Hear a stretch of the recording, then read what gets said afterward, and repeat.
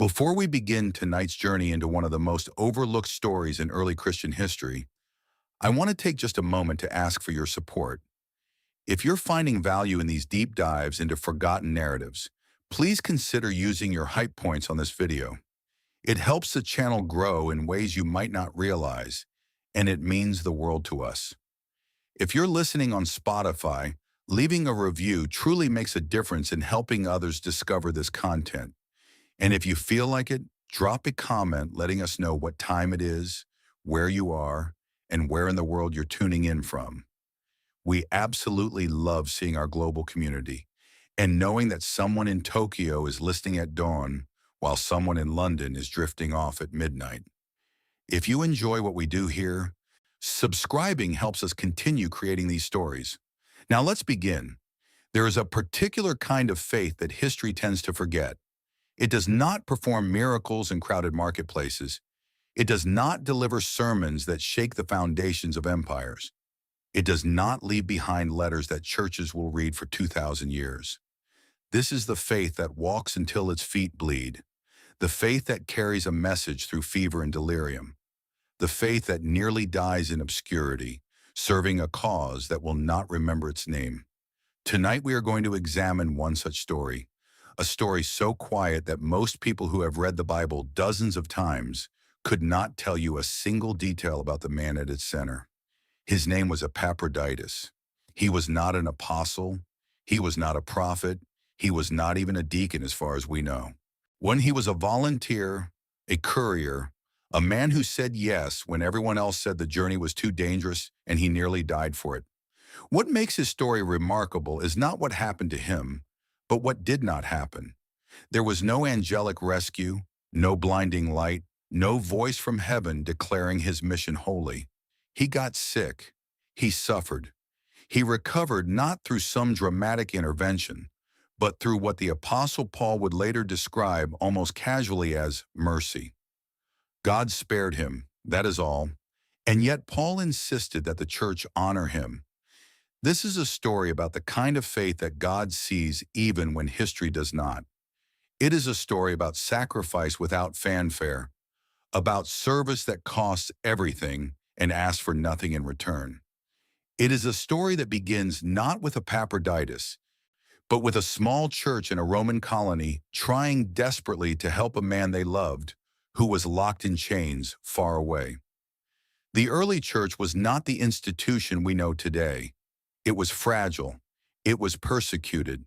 It operated in the margins of society, meeting in homes, hiding its practices from hostile authorities, navigating a world that viewed it with suspicion at best and outright hostility at worst. In this world, every act of service was dangerous. Every journey was a risk. Every letter was a potential death sentence if it fell into the wrong hands. And yet they served anyway. They traveled anyway. They loved anyway. Epaphroditus is one of those names that appears briefly in Scripture and then vanishes. He is mentioned in Paul's letter to the Philippians and nowhere else. No other book of the Bible records his deeds. No church father writes extensive commentaries about him. He does not appear in the creeds or the councils. He is a footnote. But Paul did not think of him that way. To Paul, Epaphroditus was a brother, a fellow worker, a fellow soldier. He was someone who risked everything to serve the gospel. And Paul wanted to make sure the church understood that this kind of quiet, costly faith was exactly the kind of faith that mattered most. Before we dive into the details of his journey, we need to understand the world he lived in. We need to understand what it meant to be a Christian in the first century. We need to understand the pressures, the dangers, the daily reality of following Jesus in a world that crucified him. Because without that context, Epaphroditus' story is just a nice anecdote about a guy who got sick and recovered. With that context, it becomes something else entirely. It becomes a window into the soul of the early church, a church that believes so deeply, so desperately, that it was willing to send its own into danger for the sake of a man they might never see again. The faith of the early church was not abstract.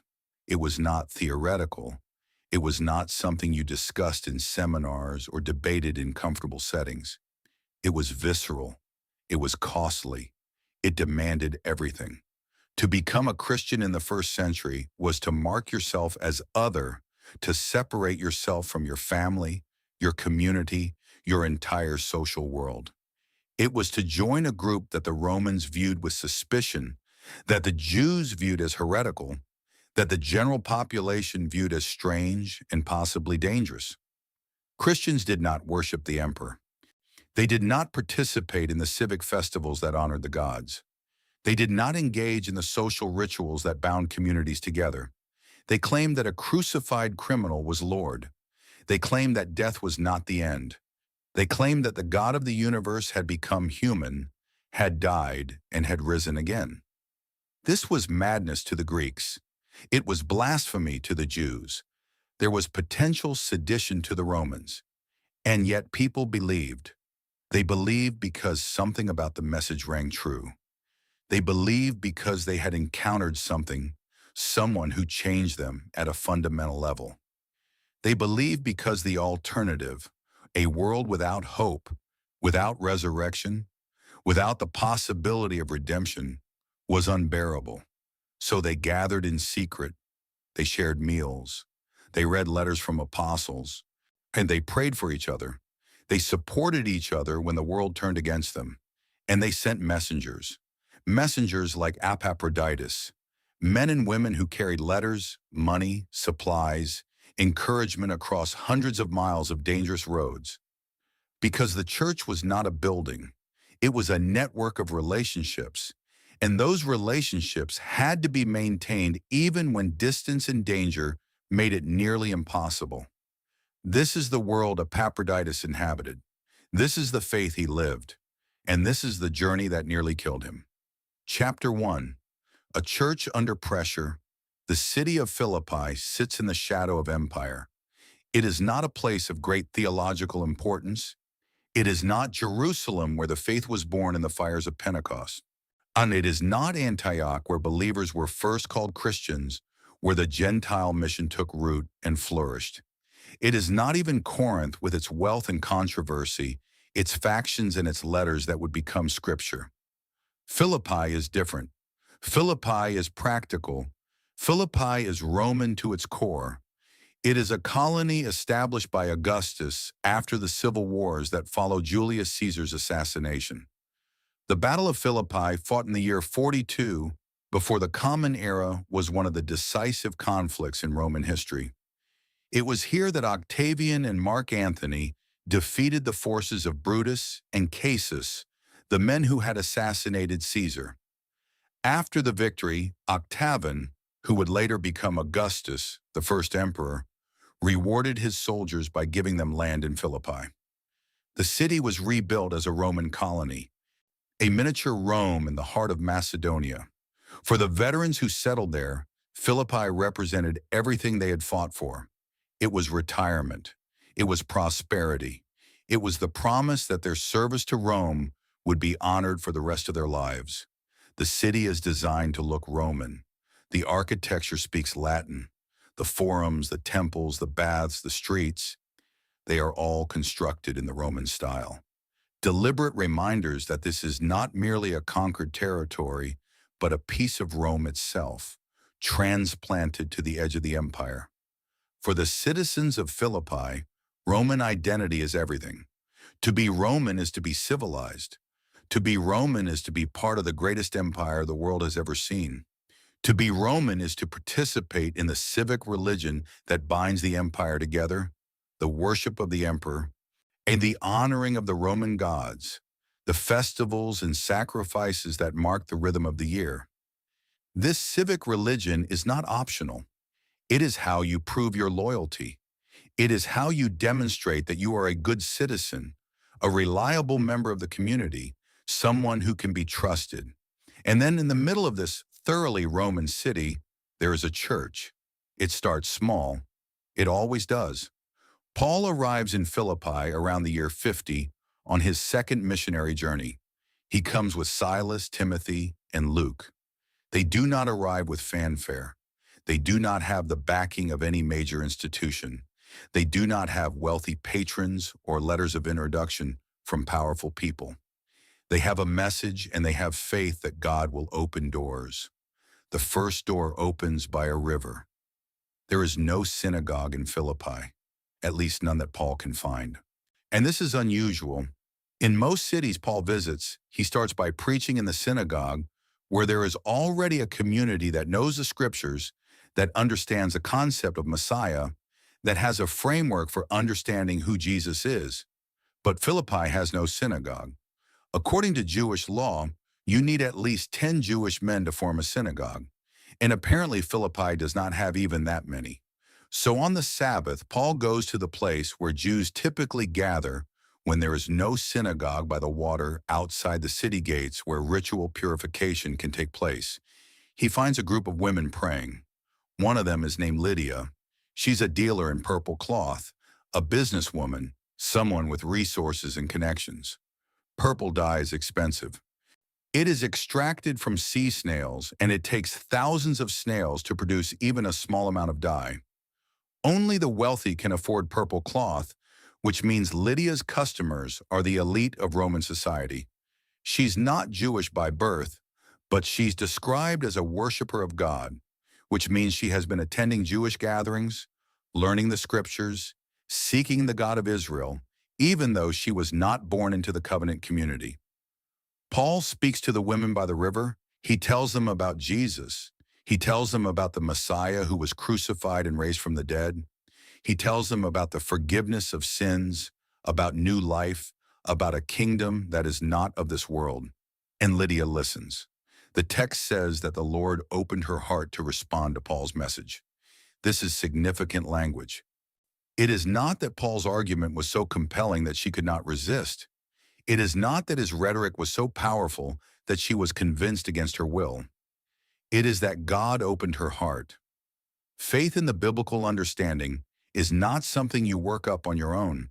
It is not something you achieve through intellectual rigor or emotional manipulation. It is a gift. It is God opening your heart so that you can receive the truth that has always been there. Lydia believes she is baptized.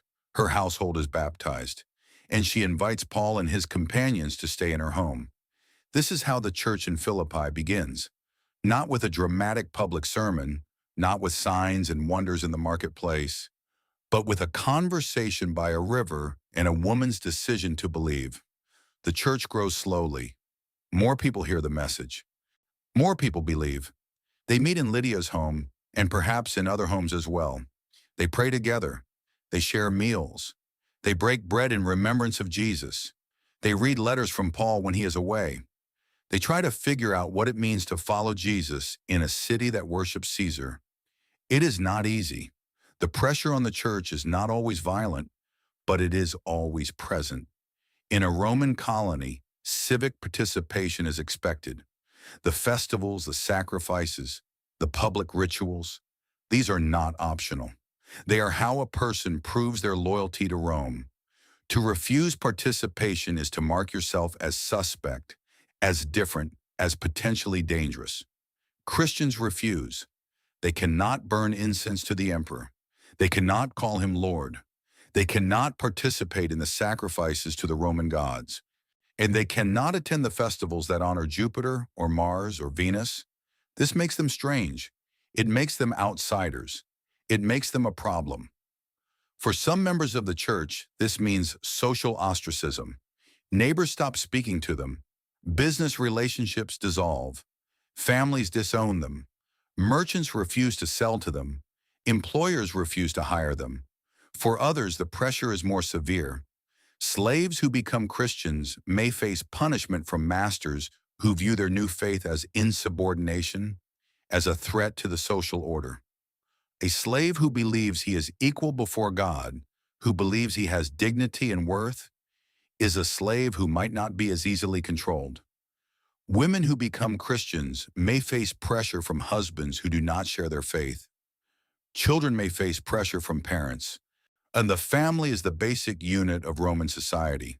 And when Christianity divides families, it threatens the stability of the entire social structure.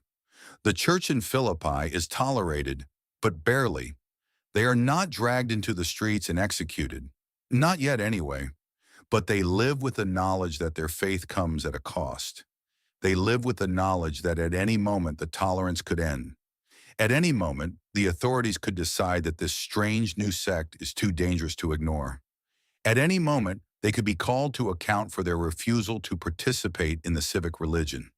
And then, word arrives that changes everything. Paul is imprisoned. The news travels slowly past from church to church, city to city, carried by travelers and merchants and messengers who move along the roads of the empire. Paul, the man who founded their community, the man who preached the gospel to them when no one else would, the man who baptized them and taught them and loved them, he's locked in chains.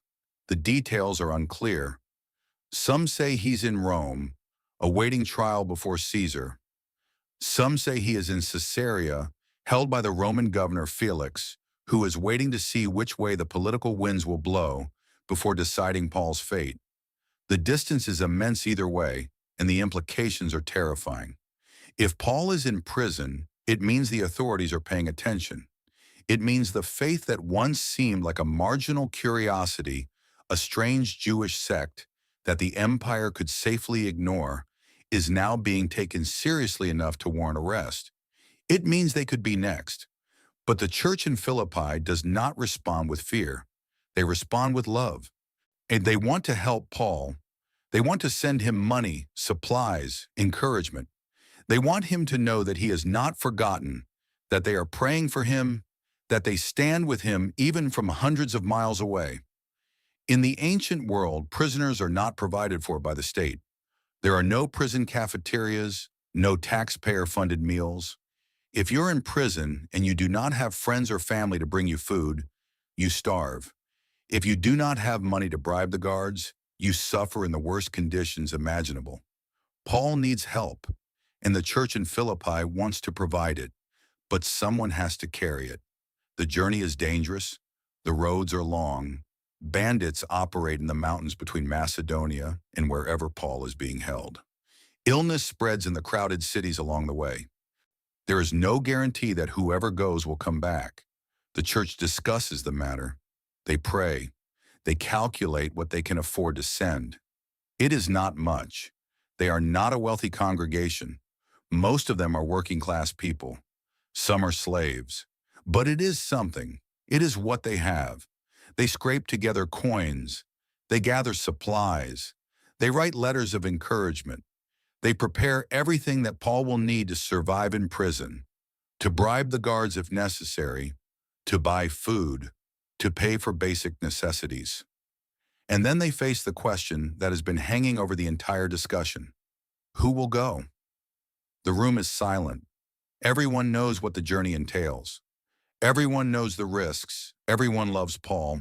But love does not make the roads less dangerous or the illness less deadly. And then someone speaks. His name is Epaphroditus, and he says, I will go. Chapter 2. The Volunteer. Epaphroditus is not the obvious choice. If the church in Philippi wanted to send someone impressive, someone with credentials, someone whose very presence would command respect, they had other options. They could have sent someone with connections, someone who had traveled before, someone who knew the roads and the cities and the languages. They could have sent someone who was trained in rhetoric, who could speak eloquently if questioned by authorities. They could have sent someone who was wealthy, who could afford better lodging, who could hire guards for protection. But they sent Epaphroditus. His name is Greek, which means he is likely a Gentile. He is not Jewish. He did not grow up with the scriptures. He did not grow up in a community that had been waiting for the Messiah for centuries, that had the prophets memorized, that understood the theological framework within which Jesus makes sense. He is a convert, a newcomer, someone who heard the gospel, believed it, and reordered his entire life around it. And now he is volunteering to walk hundreds of miles through dangerous territory to deliver a message to a man he has probably never met. Think about that for a moment. Epaphroditus has likely never seen Paul. Paul was only in Philippi briefly during his second missionary journey. He preached, he founded the church, and then he moved on. It is possible that Epaphroditus was one of the people Paul baptized, but it is also possible that he was converted by someone else, by Lydia, or by one of the other early believers. Either way, Epaphroditus is not doing this because he has a personal relationship with Paul. He is doing it because Paul is in prison, and Paul is one of them, and Christians take care of their own. This tells us something about Epaphroditus' character. He is not doing this for recognition. There is no crowd to applaud him. There is no guarantee that anyone will even remember his name. He is doing this because it needs to be done, and he is willing to do it. The church gathers to send him off. They pray over him. They lay hands on him, asking God to protect him, to give him strength, to bring him safely home. They give him what they can: money, food, letters. They commission him not with grand titles or authority, but with trust. They trust him to carry their love to Paul. They trust him to represent them faithfully. They trust him to use the money wisely, to deliver the letters personally, to speak to Paul on their behalf. They trust him to return if God wills it. And Epaphroditus leaves. The journey begins on foot. This is how most people travel in the first century. If you are wealthy, you might have a donkey or a horse. If you're very wealthy, you might travel by cart or even by ship if you're going to a coastal city. But for most people, for people like Epaphroditus, the only option is walking. Epaphroditus walks. The distance depends on where Paul is being held. If Paul is in Rome, the journey is more than 700 meters. That is the distance from Philippi to the capital of the empire. Across mountains, through valleys, along the great Roman roads that connect the far-flung provinces to the heart of imperial power. If Paul is in Caesarea on the coast of Judea, the journey is even longer, close to 1,000 miles. It would require traveling south through Greece, crossing the Iron Sea by ship, then walking along the coast of Asia Minor and down through Syria to reach the Roman garrison city where Paul might be held. We do not know for certain where Paul was when Epaphroditus set out. The letter to the Philippians does not specify. Most scholars believe Paul was in Rome based on references in the letter to the imperial guard and to Caesar's household. But the uncertainty is part of Epaphroditus' reality. He's walking toward a destination that he knows only by rumor and secondhand reports. There are no reliable maps for ordinary travelers. There are no guidebooks. There is only the road and the knowledge that if you keep walking in the right direction, eventually you will arrive. The Roman roads are impressive feats of engineering. They are straight, well-paved, designed to move armies and trade goods quickly across the empire.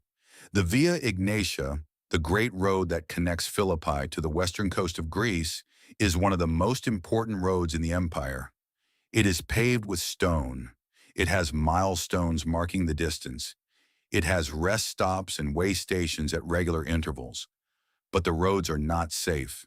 In the cities, there is order. Roman law is enforced. Guards patrol. Criminals are punished swiftly and publicly. The threat of crucifixion, of being whipped to death, of being thrown to wild animals in the arena. These threats keep most people in line. But between the cities and the spaces where the empire's reach is thin, the roads are dangerous. Bandits know where travelers rest. They know where the roads narrow, where the sight lines are poor, where a man alone can be surrounded before he realizes what is happening. They know which inns are frequented by wealthy merchants, which travelers are carrying valuable goods. Epaphroditus travels with almost nothing. He carries the money and supplies the church gave him hidden on his person, but he cannot afford to look wealthy. He cannot afford to attract attention. He dresses like a commoner in simple clothes that will not stand out. He walks with his head down. He tries to blend in with the other travelers on the road, merchants, soldiers on leave, slaves running errands for their masters, pilgrims traveling to religious sites. At night, he sleeps wherever he can. Sometimes there is an inn, a place where travelers can pay for a bed and a meal, but inns are expensive, and not all of them are safe. Some are run by people who ask too many questions, who want to know where you're going and what you're carrying. Some are frequented by the kinds of people you do not want to meet on a dark road. Thieves, violent men, people who would kill you for a handful of coins. More often, Epaphroditus sleeps outside in a ditch where he can pull his cloak over himself and hope that no one notices him, under a tree where the branches provide some shelter from the rain, in the corner of a barn where the owner does not mind as long as he's gone by morning. He eats sparingly, a loaf of bread purchased from a roadside vendor, a handful of olives, water from a well if he can find one that is not polluted. Occasionally, if he's lucky, a piece of fruit or a bit of cheese. The food is never enough. His body is always hungry, but he cannot spend the money the church gave him on himself. That money is for Paul. That money is sacred. So he walks on an empty stomach. He walks when his feet blister. He walks when his legs ache. He walks when every part of him wants to stop, to rest, to turn back. This is not the journey of a hero in an epic. There are no dramatic battles. There are no narrow escapes from death. There is only the steady, exhausting grind of putting one foot in front of the other, day after day, week after week. And then somewhere along the way, he gets sick. Chapter 3, The Road of Risk. Illness in the ancient world is not like illness in the modern world. There are no hospitals. There are no antibiotics. There are no doctors who understand germ theory or infection. There is no concept of hygiene as we understand it. The idea that invisible organisms can cause disease, that washing your hands can prevent illness, that clean water matters, there is only the body and what the body can endure. At first, the sickness is minor. A cough, a tickle in the throat, the kind of thing that might pass with rest. But rest is a luxury Epaphroditus does not have. He has to keep moving. He has to reach Paul. He has to deliver what the church entrusted to him, the money, the supplies, the letters. These things cannot wait. Paul is in prison, suffering, possibly facing execution. Every day that passes is a day that Paul might not have food, might not have clean water, might not have the basic necessities of life. So Epaphroditus walks. The cough worsens. His throat becomes raw. Swallowing is painful. His body aches in a way that has nothing to do with the miles he has walked. This is different. This is something inside him. Something wrong. The fever starts small, a slight warmth, a flush to his skin. He ignores it. He has been walking in the sun for weeks now. Of course he feels warm. Of course his skin is hot, but the fever does not go away. It gets worse. At night he shivers under his cloak, even though the air is warm. During the day he feels like he is burning from the inside out. His vision blurs at the edges. His thoughts become sluggish, hard to grasp. Still, he keeps walking. He walks through cities where no one knows his name. He walks through villages where no one cares that he is sick. He walks through wilderness where no one will find him if he collapses. Food becomes impossible. His stomach rebels against everything he tries to eat. The bread tastes like ash. The water tastes wrong. He forces himself to swallow because he knows he needs strength, but his body rejects it. He loses weight. His clothes hang loose on his frame. His face becomes gaunt. His eyes sink into his skull. And still, he keeps walking, because the mission matters more than his comfort, because Paul is waiting, because the church entrusted him with this task, and he will not fail them. This is not heroism in the way we usually think of it. There are no crowds cheering. There are no witnesses. There is only a man alone on a road willing his body to keep moving when everything inside him is screaming to stop. He walks through pain that most of us will never know. He walks through exhaustion that goes beyond physical tiredness, that becomes a spiritual weight, a darkness that presses down on him with every step. He walks through moments where He is not sure if he will survive the day, where he sits by the side of the road and wonders if this is where it ends, if this is where his body finally gives out. But he stands up. He keeps walking. He thinks about the church in Philippi. He thinks about Lydia, about the other believers who scraped together their coins to help Paul. He thinks about their prayers, their faith, their trust in him. He cannot let them down. He thinks about Paul locked in chains, depending on believers like him to survive. He thinks about the gospel, the message that changed his life, the truth that is worth dying for, and he keeps walking. The journey becomes a blur. Days blend together. He loses track of time. He only knows that he has to keep moving, that he has to reach Paul, that he cannot stop. And eventually, after weeks of walking, after weeks of sickness, after weeks of pushing his body beyond what it was meant to endure, he sees the city in the distance. Rome or Caesarea, whichever city holds Paul, he has made it, but his body has nothing left to give. Chapter 4. Sickness near death. By the time Epaphroditus reaches Paul, he is gravely ill. We do not know the exact nature of his illness. And the Bible does not specify medical knowledge in the first century as limited, and diagnoses are often based on symptoms rather than understanding of underlying causes. Some scholars speculate it was a fever, perhaps malaria or typhus, both common in the ancient Mediterranean. These diseases are spread by insects, mosquitoes for malaria, lice and fleas for typhus, and they are particularly deadly in crowded cities where sanitation is poor. Others suggest it could have been an infection, something that started small, a cut, a wound, something insignificant, and spread through his weakened body. In a world without antibiotics, even minor infections can become life-threatening. Still others think it might have been dysentery or another gastrointestinal disease contracted from contaminated water or food along the road. These diseases kill through dehydration, as the body loses fluids faster than it can replace them. What we do know is this: it nearly killed him. Paul, writing later to the church in Philippi, describes it plainly. Epaphroditus, he says, was sick to the point of death. Not sick and recovering, not sick but improving, not sick but stable, sick to the point of death. This is medical language. Paul is not exaggerating for effect. He is not using hyperbole to make the story more dramatic. He is stating a fact as plainly as he can. Epaphroditus was dying. Think about what this means. Epaphroditus traveled hundreds of miles to reach Paul. He endured hunger, exhaustion, danger. He walked through sickness, through fever, through pain that would have stopped most men. He pushed his body beyond its limits, beyond what any reasonable person would expect. And when he finally arrived, when he finally completed the mission the church gave him, when he finally delivered the money and the supplies and the letters his body gave out, he collapses.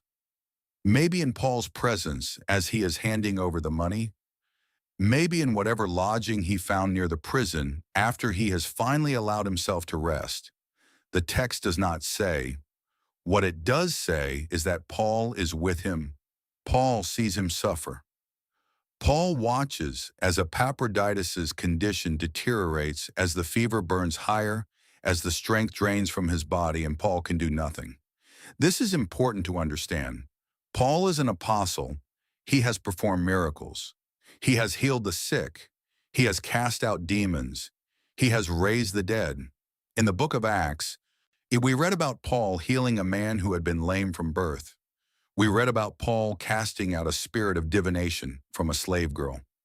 We read about Paul surviving a shipwreck, a stoning, beatings, imprisonments. Paul has seen God work miracles through him, but he does not heal Epaphroditus. There is no account of Paul laying hands on him and commanding the fever to break. There is no prayer that results in immediate recovery. There is no angelic visitation, no divine intervention, no miraculous cure. Epaphroditus simply suffers, And Paul, who has seen in so many miracles, who has been used by God to perform so many signs and wonders, can only sit by his bedside and watch. This is one of the most profound aspects of the story. It reminds us that miracles are not guaranteed, that God's power is real. But God's ways are not always dramatic, that sometimes faith means enduring rather than being rescued. Paul must have prayed. We know he prayed because Paul prayed about everything. He prayed for the churches. He prayed for the believers. He prayed for his own thorn in the flesh, whatever that was, asking God 3 times to remove it. So surely he prayed for Epaphroditus. Surely he asked God to heal him, to restore him, to spare his life. But the healing does not come, at least not in the way anyone expects. And then word reaches Philippi. Communication in the ancient world is slow. A letter takes weeks, sometimes months, to travel from one city to another. It has to be carried by hand by someone willing to make the journey by someone traveling in the right direction. But somehow, news of Epaphroditus' illness makes it back to Philippi. Someone, perhaps another traveler, perhaps a merchant who knows the church, perhaps a Christian from another city who is passing through, carries the message. Epaphroditus is sick. Epaphroditus is dying. The church is devastated. They sent him. They prayed for him. They laid hands on him and commissioned him. They trusted God to protect him. They believed that his mission was important, that God would keep him safe, that he would return to them whole and healthy. And now he is dying far from home in a foreign city surrounded by strangers. The guilt must be overwhelming. Did they do the right thing sending him? Should they have sent someone else? Someone stronger? Someone less likely to get sick? Should they have waited, saved more money, sent 2 people instead of 1 so that no one would be alone? These are the questions that haunt them, that keep them up at night, that make them pray even more desperately for Epaphroditus' recovery. But here is where the story reveals something remarkable about Epaphroditus' character. When he learns that the church has heard about his condition, when he learns that they know he is dying, his primary concern is not for himself, it is for them. Paul writes that Epaphroditus was distressed because the church heard he was ill. Think about that for a moment. Read it again slowly. Let it sink in. A man is dying. He is far from home. He is alone in a foreign city, or as alone as he can be while Paul is with him. His body is failing. He is in pain. He's weak. He can barely stand. He can barely think clearly through the fever. And his worry is not, will I survive? His worry is not, it's what will happen to me. His worry is the church is going to be upset. The church is going to feel guilty. The church is going to blame themselves. The church is going to worry. He is distressed, not because he is dying, but because they know he is dying. This is not the mindset of someone seeking glory. This is not the mindset of someone who expects to be remembered as a hero. This is not the mindset of someone who thinks his sacrifice makes him special. This is the mindset of a servant who cares more about others than about himself. A servant who worries about the emotional well-being of the people who sent him, even as his own life hangs in the balance. A servant who would rather suffer in silence than cause pain to those he loves. This is extraordinary. This is the kind of selflessness that the world does not understand. The kind of love that puts others before self, even especially at the point of death. And then without explanation, without drama, without a single miraculous detail recorded, Epaphroditus survives. Chapter 5. Mercy without explanation. The Bible does not describe a healing. There is no moment where Paul lays hands on Epaphroditus and commands the fever to break. There is no angel appearing in the night, whispering comfort or delivering a message from God. There is no voice from heaven declaring this man shall live. There is no dramatic scene where Epaphroditus suddenly sits up, his strength restored, his body made whole by the power of God. Paul simply says God had mercy on him. That is all mercy, not a miracle, not a reward, not a sign of special favor, not a healing that proves God's power or validates Epaphroditus' faith. Mercy. And the language is deliberate. Paul, who is a careful writer who chooses his words with precision, does not say, God healed him because he was faithful. He does not say, God intervened because Epaphroditus deserved it. He does not say God honored his sacrifice with a dramatic rescue that everyone would talk about. He says God had mercy on him. Mercy is what you give when there is no obligation. Mercy is unearned. Mercy is grace extended to someone who has no claim on it. In the biblical framework, mercy is always a gift. It is never something you can demand. It is never something you can earn through good works or faithful service. Epaphroditus lived not because he earned survival, but because God chose to spare him. And Paul had something else, something deeply human and deeply revealing. He says that God had mercy not only on Epaphroditus, but on himself as well, so that he would not have sorrow upon sorrow. This is a window into Paul's humanity. We often think of Paul as this towering figure, this theological giant, this man who wrote half the New Testament and planted churches across the Roman Empire. We think of him as almost superhuman, as someone whose faith was so strong that nothing could shake him. But here, Paul reveals his vulnerability.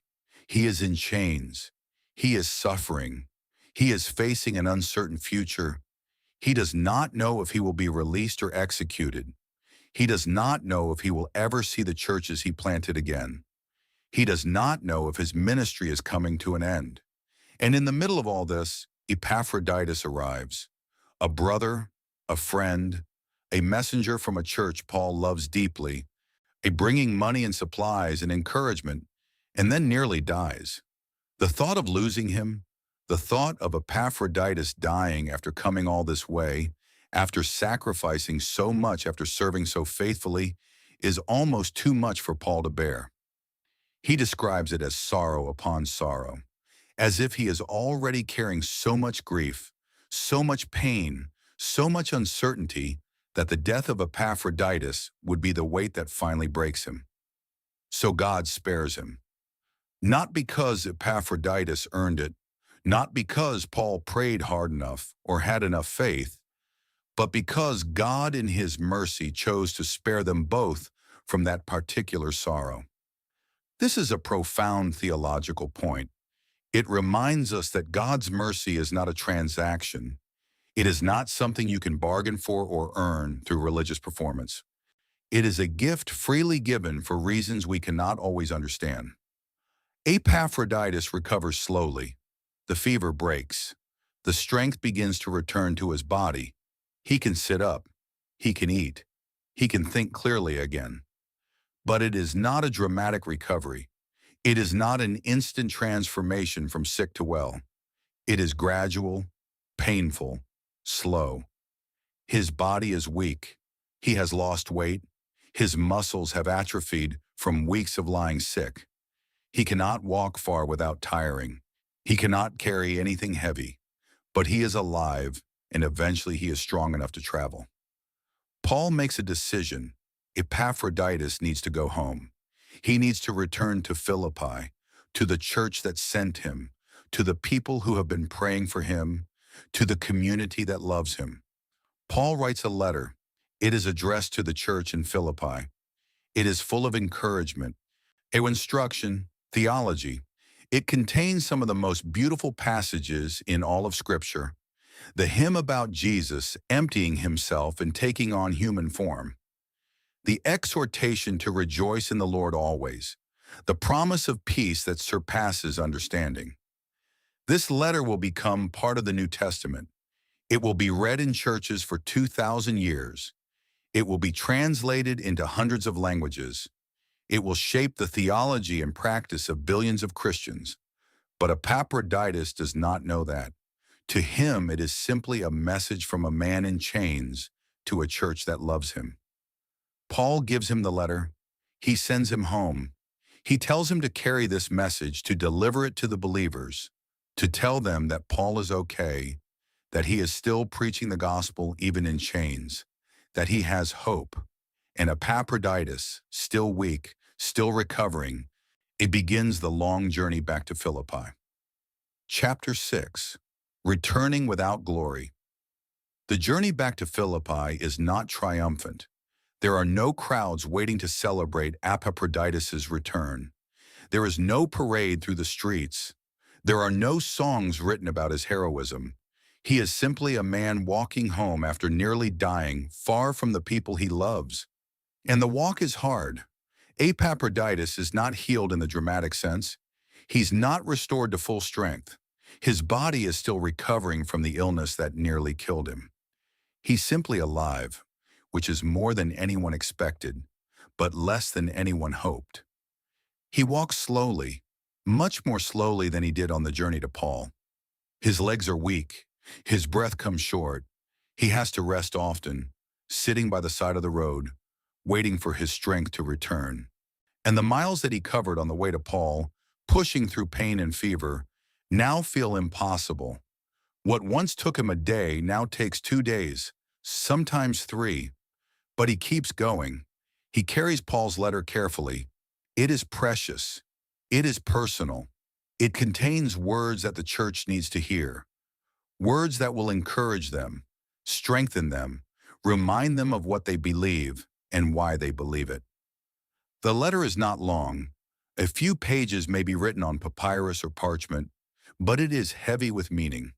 It represents Paul's love for the church, his concern for them, his desire to stay connected even though he is locked in chains hundreds of miles away. Epaphroditus guards it with his life. He sleeps with it hidden in his clothes. He checks it constantly to make sure it is still there, still intact, still readable. And the walk back takes longer than the walk there.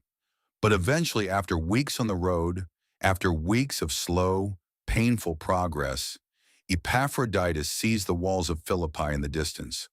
Home, the word has never meant more. He walks through the gates of the city. He makes his way through the familiar streets. He finds the house where the church meets. The church is waiting. They have been praying.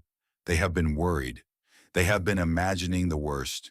They have been living with the guilt of sending him, the fear that he might not come back, the uncertainty of not knowing whether he is alive or dead.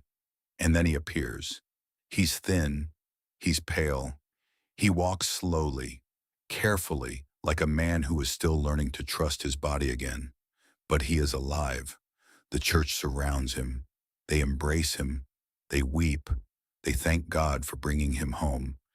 And Epaphroditus gives them the letter. This is the moment Paul has been preparing them for.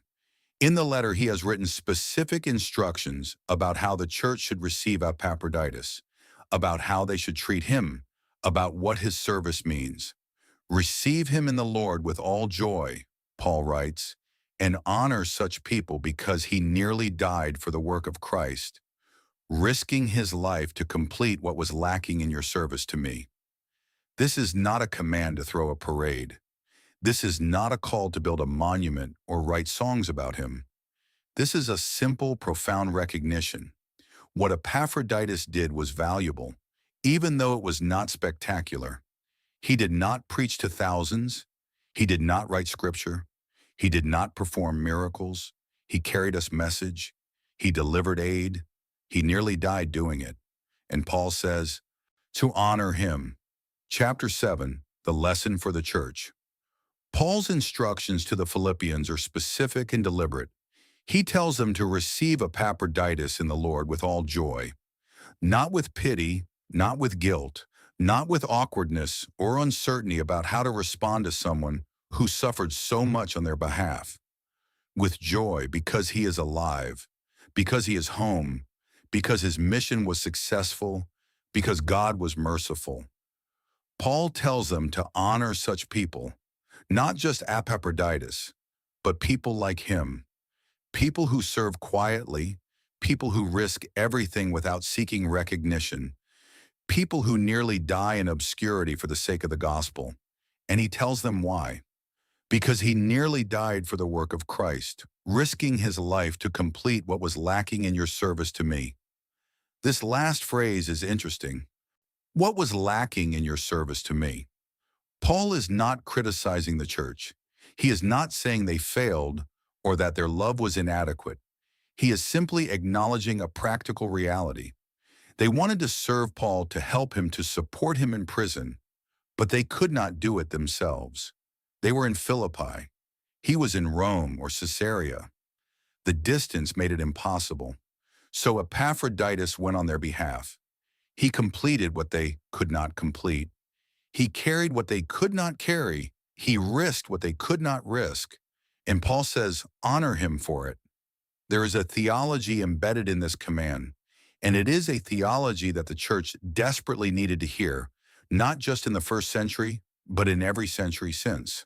In the early church, there was a temptation, one that still exists today, to value only the visible, the dramatic, and the miraculous, to think that the apostles mattered more than the believers who supported them, to think that the preachers were more important than the people who made sure they had food, to think that the missionaries were the real heroes, while the people who sent them were just background noise. Paul pushes back against this with everything he has. He insists that faithfulness, not success, is what God values. He insists that service does not require recognition to be meaningful. He insists that the church honor the people who do the unglamorous, costly work of keeping the body of Christ alive. Epaphroditus will not be remembered the way Paul is remembered. His name will appear only a handful of times in Scripture. Most Christians today could not tell you a single thing about him beyond the fact that he nearly died and recovered. But Paul says, honor him anyway, because God does not measure significance the way we do. The world measures significance by results, by numbers, by impact, by how many people know your name, by how many lives you change, by whether you achieve something that will outlast you. God measures significance by faithfulness. Did you do what you were called to do? Did you love the people God put in front of you? Did you serve even when it was hard? Did you keep going even when no one was watching? Epaphroditus did. He was asked to carry a message. He carried it. He was asked to deliver aid. He delivered it. He nearly died in the process. And when he recovered, he went home and life went on. And Paul says, this is the kind of faith that matters, not because it was spectacular, not because it will be remembered, but because it was real. And the church in Philippi needed to hear this. They needed to know that their sacrifice, the money they scraped together, the prayers they offered, the brother they sent mattered to Paul, and more importantly, mattered to God. They needed to know that Epaphroditus' suffering was not wasted, that his illness was not meaningless, that his recovery was not just good luck or random chance. It was mercy, God's mercy.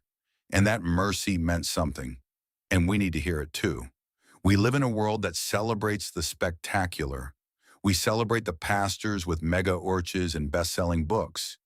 We celebrate the missionaries who plant churches in dangerous countries. We celebrate the singers whose worship songs are sung by millions. And there is nothing wrong with celebrating those things. God uses those people. God works through them. And their ministries matter. But we forget the people like Epaphroditus. We forget the people who show up every week to teach Sunday school to 5 kids in a church basement. We forget the people who clean the bathrooms and vacuum the floors and make sure the coffee is ready on Sunday morning. We forget the people who visit the sick in hospitals, who sit with the dying, who bring meals to families in crisis. We forget the people who pray when no one is watching, the people who give generously and never want their names on a plaque, the people who serve in ways that will never make the church newsletter or the annual report. These are the people who hold the church together. And Paul says, honor them, because this is the kind of faith that lasts. This is the kind of faith that endures when the crowds are gone, when the excitement fades, when the initial enthusiasm gives way to the long, hard work of actually living as Christians in a world that does not care about our faith. This is the kind of faith that gets sick and does not complain, the kind of faith that worries more about others than about itself, the kind of faith that nearly dies and still finishes the task. God sees this kind of faith even when history does not, even when the church does not, even when the person themselves does not realize how much their service matters. Epilogue. The faith that endures quietly. There is a certain kind of faith that the world will never applaud. It is the faith of the person who shows up when no one is watching. The faith of the person who serves without expecting recognition. The faith of the person who carries the burden because someone has to and no one else is willing. Epaphroditus had that faith. He was not a hero in the way we usually define heroes. He did not slay giants. He did not lead armies into battle. He did not write books or deliver sermons that changed the course of history. He walked until his body gave out. He delivered a message. He survived by mercy, not by merit. And Paul said, honor him, because this is the kind of faith that holds the church together. Not the faith that performs miracles in front of crowds, but the faith that quietly, stubbornly keeps going when no one is looking. This is the faith that gets sick and does not complain. The faith that worries more about others than about itself. The faith that nearly dies and still finishes the task. God sees this kind of faith even when history does not, even when the church does not, even when the person themselves does not realize how much their service matters. Epaphroditus returned to Philippi. He recovered from his illness. He presumably went back to whatever life he had before, his work, his family, his daily routines. He faded from history. His name appears in Scripture only because Paul insisted that the church honor him. We do not know what happened to him after this. We do not know if he continued to serve the church in Philippi. We do not know if he ever took another dangerous journey. We do not know when he died or how he died. All we know is that for one brief moment, his faithfulness was recorded. His service was acknowledged. His sacrifice was honored. And that is enough. Because somewhere in the quiet corners of eternity, his walk matters. His suffering matters. His faithfulness matters. Not because it was spectacular, but because it was real. In a world that measures worth by fame, by influence, by how many people know your name, Epaphroditus is a reminder that God measures worth differently. He measures it by love, by service, by faithfulness, by the willingness to walk a road that no one else will walk, to carry a burden that no one else will carry, to serve in a way that no one else will see. This is the faith that endures quietly. This is the faith that changes the world one small act of obedience at a time. This is the faith that God honors even when the world forgets. Epaphroditus walked his road. He carried his message. Yet he nearly died. He lived. And Paul said, honor him, not for the miracle, but for the mercy, not for the fame, but for the faithfulness. May we all have the courage to walk the roads that Epaphroditus walked, the roads that no one applauds, the roads that nearly kill us, the roads that matter to God even when they do not matter to anyone else. May we honor the people in our lives who serve quietly, who love without recognition, who carry burdens we will never see. And may we remember that in the economy of heaven, the greatest faith is often the faith that no one notices, the faith that simply shows up day after day, and after day does what needs to be done because God sees. And in the end, that is all that matters. The story of Epaphroditus is not a story about miracles. It is not a story about dramatic rescues or supernatural interventions. It is a story about a man who said yes when everyone else said the journey was too dangerous. It is a story about a man who kept walking when his body begged him to stop. It is a story about a man who nearly died and then worried more about the people who sent him than about his own survival. It is a story about mercy, about the mercy of God who spares us when we do not deserve it, about the mercy we are called to show to others, recognizing their service even when it is not spectacular, about the mercy we need to give ourselves, understanding that faithfulness is enough, that we do not have to be famous or successful or remembered to matter to God. Epaphroditus matters not because he was extraordinary, but because he was faithful. Not because he did something no one else could do, but because he did what he was asked to do. Not because he sought recognition, but because he served without expecting it. And that is the kind of faith that God honors, the kind of faith that endures quietly, the kind of faith that carries us through the hard seasons, the painful seasons, the seasons when no one is watching and no one cares, and it feels like our service does not matter. Because it does matter. Every act of faithfulness matters. Every moment of obedience matters. Every sacrifice, no matter how small, matters. God sees, God knows, and God honors the faith that endures quietly. May we be like Epaphroditus. May we walk the hard roads with faithfulness. May we serve without seeking recognition. May we trust that God's mercy is enough even when miracles do not come. And may we honor those who walk these roads alongside us, recognizing that the most important work is often the work that no one sees. Because in the end, it is not about being remembered. It is about being faithful, and that is enough.